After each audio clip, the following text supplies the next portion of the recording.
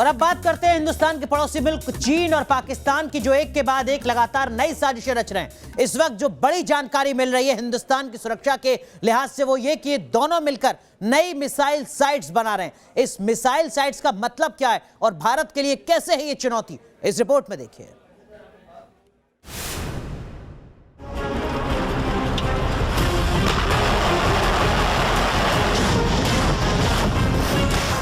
LAC पर हिंद के वीरों की ताप से जब ड्रैगन की तोप ठंडी पड़ गई,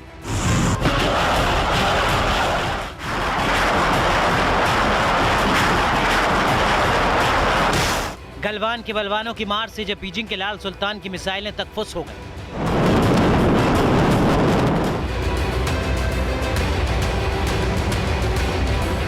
तब चालबाज चीन ने कायर पाकिस्तान के साथ मिलकर हिंदुस्तान के खिलाफ बहुत बड़ी साजिश की प्लानिंग रचनी शुरू की।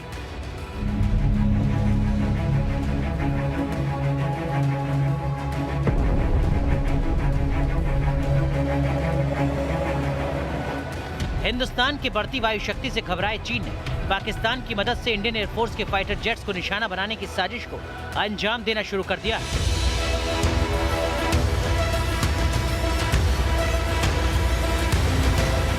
खबरों के मुताबिक पाकिस्तान के कब्जे वाले कश्मीर यानी पीओके में पाकिस्तान और चीन मिलकर बना रहे हैं नई मिसाइल साइट्स। बाजवा की बुज़दिल आर्मी और बीजिंग के लाल सुल्तान की सेना ने मिलकर मिसाइल डिफेंस सिस्टम की तैनाती की तैयारी करनी शुरू कर दी है।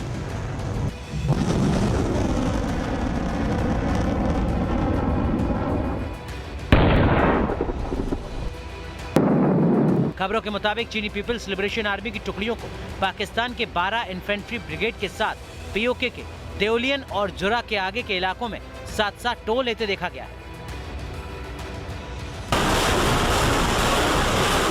रिपोर्ट्स के मुताबिक सतह से हवा में मार करने वाले मिसाइल डिफेंस सिस्टम का बेस बनाने के लिए पीओके में लसाडना ढोक के पास पाउली पीर में कंस्ट्रक्शन शुरू कर दिया गया है। सूत्रों के मुताबिक पाकिस्तान के कब्जे वाले कश्मीर में चिनार गांव और चकोठी गांव में भी इसी तरह का बेस बनाने का काम जारी है। पाकिस्तान पीओके के अंदर बाग इलाके में चीन की आर्मी पाकिस्तानी सेना के साथ मिलकर हेडक्वार्टर बना रही है, जो एलओसी से ज्यादा दूर नहीं है। इस साइट पर कम से कम 10 चीनी सैनिक मौजूद हैं, जिनमें से 3 अधिकारी रैंक के हैं।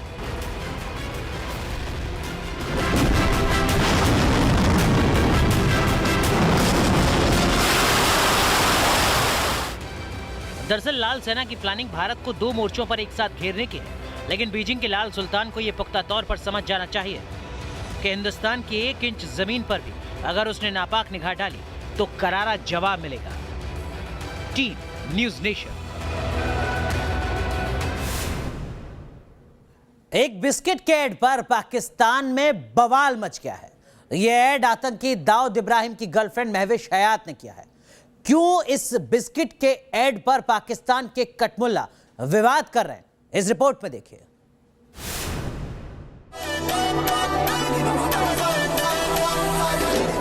ये पाकिस्तानी बिस्किट का ऐड है, जिसके बोल है मेरे देश का बिस्किट गाला। और ये मोहतरमा है अंडरवर्ल्ड डॉन दाऊद इब्राहिम की गर्लफ्रेंड और पाकिस्तानी एक्ट्रेस महविश हयात। ऐड कंपनी ने बिस्किट बेचने के लिए महविश हयात के डांस का तड़का लगाया।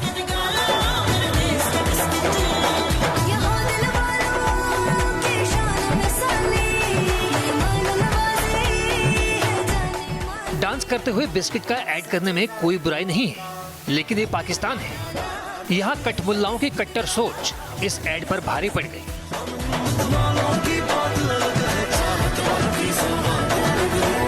गाला बिस्किट के ऐड में महविश डांस करती हुई दिखाई दे रही हैं, जो पाकिस्तान में सोशल मीडिया में लोगों के गले नहीं उतर रहा।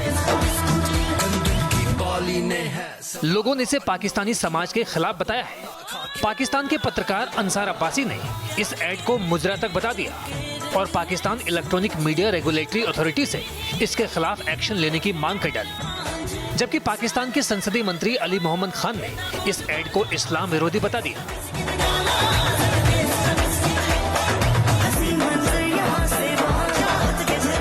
हंगामा बढ़ा तो Pakistan electronic media regulatory authority ने ब्रॉडकास्टर्स और एडवर्टाइजर्स के लिए न सिर्फ एडवाइजरी जारी की, बल्कि ऐड पर सेंसरशिप लगाने का आदेश भी जारी कर दिया।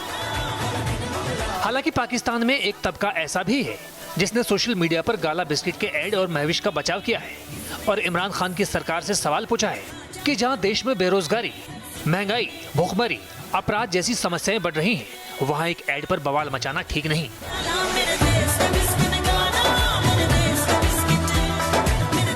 Team news nation.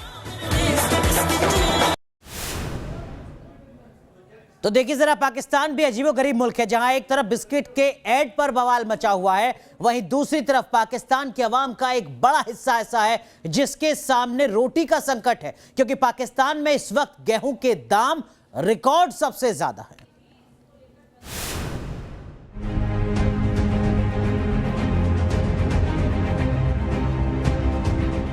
एक तो खजाना खाली और ऊपर से महंगाई की मार। कुछ ऐसा ही है इमरान खान का नया पाकिस्तान।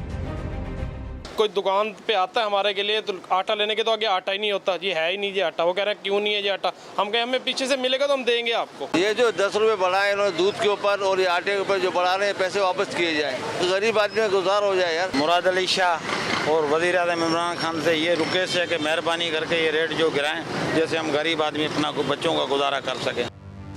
खाली जेब और खाली पेट वालों की भीड़ वाले मुल्क पाकिस्तान में गरीबी और मुफलिसी पहले ही मुसीबत बनी हुई थी।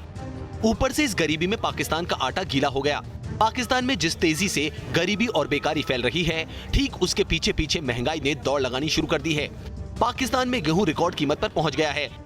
1040 रुपए का मिल रहा है, जो कि एक गरीब बंदा अफोर्ड नहीं कर सकता। बताएं गरीब लोग हम क्या करें, क्या खाएंगे। पाकिस्तान में अभी गेहूं का दाम 60 रुपए किलो तक पहुंच गया है, जो अब तक का सबसे ऊंचा रेट है। पाकिस्तान की सरकार तमाम कोशिशों के बाद भी कीमत को 2400 रुपए प्रति 40 किलो से नीचे नहीं रख पाई है। लिहाजा आटे की कीमत भी पाकिस्तानियों की जेब में आग लगाने लगी है। हर मोर्चे पर फेल इमरान सरकार को रूस से गेहूं इंपोर्ट करना पड़ रहा है।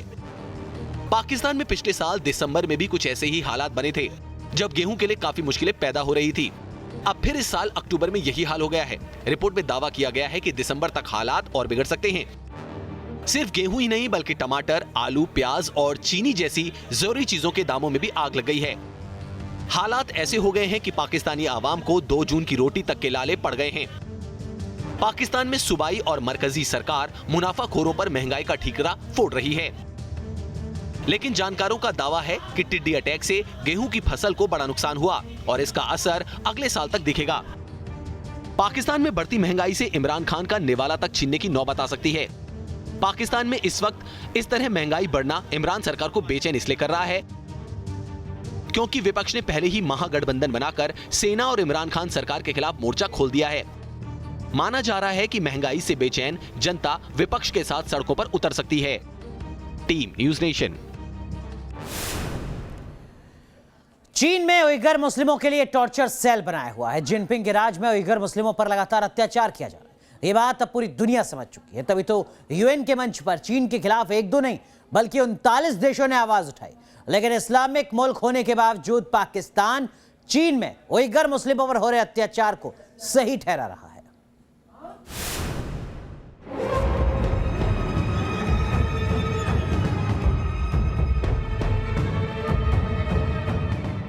उइगर मुस्लिमों को टॉर्चर सेल में कैद कर रहा है चीन।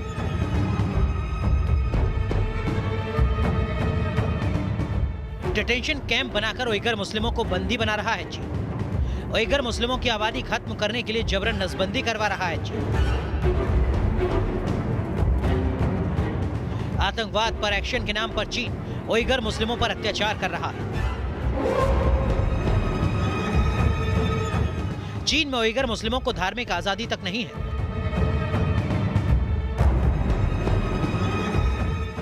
आज तक दुनिया के सामने चीन झूठ बोलकर बचता रहा है, लेकिन अब दुनिया चीन के इस फरेब को समझ चुकी है। तभी तो एक साथ 39 देशों ने चीन के पाप की पोल खोली। संयुक्त राष्ट्र महासभा की मानवाधिकार समिति की एक बैठक में 39 देशों ने संयुक्त बयान में उइगर मुस्लिमों को लेकर चीन को घेरा है। इन देशों ने शिनजियांग में बड़ी संख्या में मौजूद डिटेंशन सेंटर पर चिंता जताई है। इन सेंटर्स में 10 लाख से ज्यादा मुसलमानों को कैद करके रखा गया है। इसके अलावा चीन में कैसे मानवाधिकारों को बुरी तरह कुचला जा रहा है, इसकी भी कड़ी आलोचना की गई है। 39 देशों के बयान में साफ कहा गया है, चीन में उइगर मुस्लिमों की धार्मिक आजादी पर कड़े प्रतिबंध लगाए गए हैं। विशेष निगरानी से उइगर मुसलमानों को टारगेट किया जा रहा है। जबरन मजदूरी और नसबंदी करवाई जा रही है। कहीं आने जाने की आजादी नहीं है। उइगर मुस्लिमों की चीन में जिंदगी नर्क जैसी है। बावजूद इसके इस्लामिक मुल्क पाकिस्तान चीन में मुस्लिमों पर हो रहे अत्याचार को सही ठहरा रहा है। इमरान खान को चीन के उइगर मुस्लिमों का दर्द नजर ही नहीं आ रहा। Team news nation.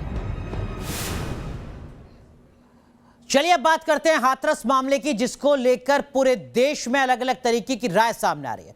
वैसे हाथरस की हकीकत क्या है, इसको लेकर तमाम तरीके के सवाल भी उठ रहे हैं।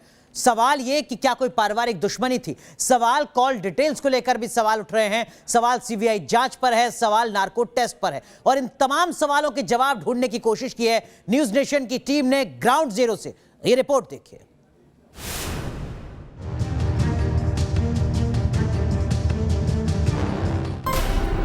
हाथरस में आखिर क्या हुआ?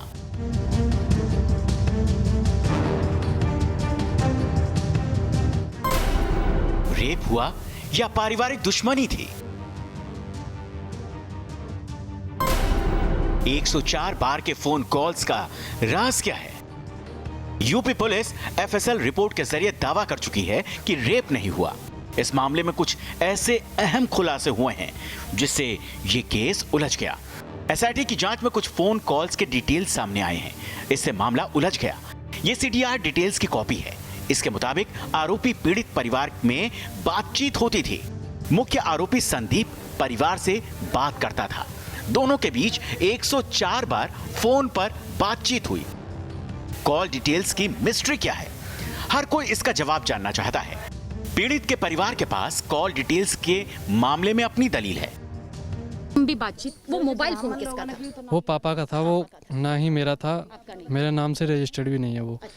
और ये बहन भी अनपढ़ थी, वो फोन भी मतलब पापा के पास ही रहता था। लेकिन जो घंटों घंटों की बातचीत है पापा के मोबाइल से, फिर वो किसने की? पिताजी ने की या किसी और ने? ये तो देखिए जब ही पता चलेगा, जब आप हमें जब रिकॉर्डिंग जब सुनाई जाएगी इस चीज़ के लिए, जब भी जानकारी दे पाएंगे। लेकिन बस सिर्फ ये है कि पिताजी इस बात को मानने को क्या तैयार है कि उनके मोबाइल फोन से हुई? नहीं, वो भी मना कर रहे हैं कि जब मेरे से भी बात नहीं है, ऐसे अगर मेरा नंबर है तो मेरे से भी ऐसी कुछ बात अच्छा, नहीं। पिताजी कह रहे हैं कि मुझसे भी बातचीत यहाँ पर नहीं है। नहीं, मामले को लेकर हम लोग उनसे संपर्क भी नहीं रखते ज्यादा। आरोपियों के वकील का दावा है कि पीड़ित की हत्या खुद उसके भाई ने की है। इस मामले में सियासत हो रही है। आरोपियों को साजिशन फंसाया जा रहा है। कुछ और सवाल हैं जो इस मामले को उलझा रहे हैं। मामले में बार बार बयान क्यों बदले जा रहे हैं? सीबीआई जांच से परिवार को क्यों इनकार है? माताजी उनकी मौजूद है इस वक्त में। माताजी, सिर्फ यही सवाल, क्योंकि आपने अपनी बेटी को, ये आपके दर्द को पूरा देश इस वक्त समझ रहा है। जैसा कि मैंने आपके बेटे से भी पूछा, यहाँ पर उनकी बहन से पूछा, नार्को टेस्ट के लिए आप लोग क्या तैयार हैं? एक ऐसा टेस्ट जिसमें सच सामने आ जाता है। नहीं। अच्छा, आप तैयार नहीं हैं। जांच एजेंसियां हाथरस कांड का सच जुटाने में जुटी हैं। मेडिकल रिपोर्ट आने के बाद लोगों में इस बात पर विवाद है कि आखिर पीड़िता के साथ हुआ क्या। पूरे मामले में दोनों परिवार के नार्को टेस्ट की मांग की जा रही है, लेकिन परिवार को इस पर एतराज है। नार्को टेस्ट से इनकार क्यों कर रहा है परिवार?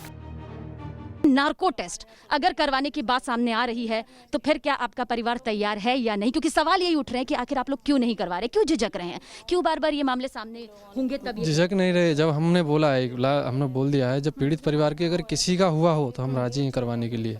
मना नहीं कर रहे हम लोग। बहुत पेच है इस केस में, जिसको सुलझाने की जरूरत है। इस मामले में सुप्रीम कोर्ट के आदेश के बाद पीड़ित परिवार के घर की सुरक्षा बढ़ा दी गई है। सीसीटीवी कैमरे लगाए गए हैं। राकेश के साथ Sabina Tamang Deshmukh, team news nation, Hathras. तो देखिए जरा, कई बड़े सवाल हैं जिनके जवाब अभी तलाशे जाने हैं हाथरस कांड से जुड़े। वैसे इसी हाथरस कांड में विदेशी फंडिंग के खुलासे की बात भी हो रही है। इस मामले में 100 करोड़ की साजिश का खुलासा हुआ है। यूपी में दंगे भड़काने की साजिश में गिरफ्तार पीएफआई के 4 सदस्यों को 14 दिन के लिए जेल भेज दिया गया है। इस मामले की अगली सुनवाई अब 20 अक्टूबर को होनी है।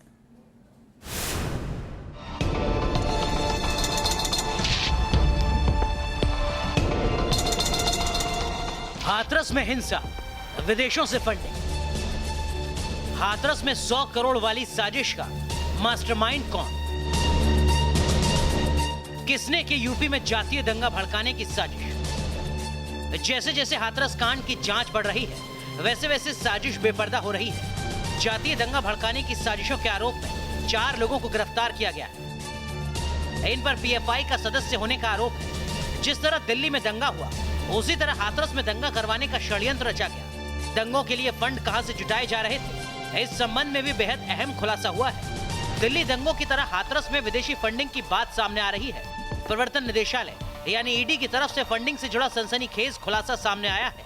ईडी का कहना है हाथरस में दंगा भड़काने के लिए 100 करोड़ की फंडिंग की गई। 50 करोड़ की फंडिंग मॉरिशस से हुई। फंडिंग के लिए रातों रात वेबसाइट बनाई गई। वेबसाइट के जरिए इस्लामिक देशों से फंडिंग की बात सामने आ रही है। ये ईडी की शुरुआती रिपोर्ट है। ईडी मामले की तफसील से जांच कर रही है। साजिशकर्ताओं के खिलाफ यूपी सरकार बेहद सख्त है। विपक्ष पर राजनीति के आरोप लगाए जा रहे हैं। कोई कह रहा है फलानी जगह हम दंगा कराएंगे जाति के आधार पर, कुछ लोग उधर से मरेंगे, कुछ लोग इधर से मरेंगे, हमारे नेता आएंगे, उसके बाद जाकर के राजनीति करेंगे। यानी एक गरीब की लाश पर राजनीति करने वाले इन चेहरों को पहचानिए। तो विदेशों से फंडिंग का मामला बेहद गंभीर है। इसके तह तक पहुंचने की कोशिश हो रही है। मामले में पीएफआई की भूमिका की जांच की जा रही है। एसआईटी की टीम जो रिपोर्ट मुख्यमंत्री योगी आदित्यनाथ को सौंपने वाली थी, यानी कि योगी सरकार को सौंपने वाली थी, उस रिपोर्ट को आज नहीं सौंपा जाएगा। 10 दिन का और वक्त यहां पर एसआईटी को मिला है, तो 10 दिन बाद एक बड़ी तस्वीर सामने नजर आएगी। लेकिन इस वक्त हम ग्राउंड जीरो पर मौजूद है और मकसद यही है कि बिना किसी लाग लपेटे के हर खबर, हर जानकारी आप तक सटीक जानकारी के साथ पहुंच सके, क्योंकि इस मामले को लेकर जैसे पहले हत्या, रेप, गैंग रेप और एक बड़ी साजिश का खुलासा हुआ। कैमरा पर्सन कमल के साथ सबीना तामंग देशमुख, हाथरस। चलिए अब बात करते हैं सोशल मीडिया में वायरल हो रहे एक वीडियो की, जिसमें एक बंगाली लेडी साड़ी में बेस गिटार बजा रही है। आप भी सुनिए गिटार की ये धुन।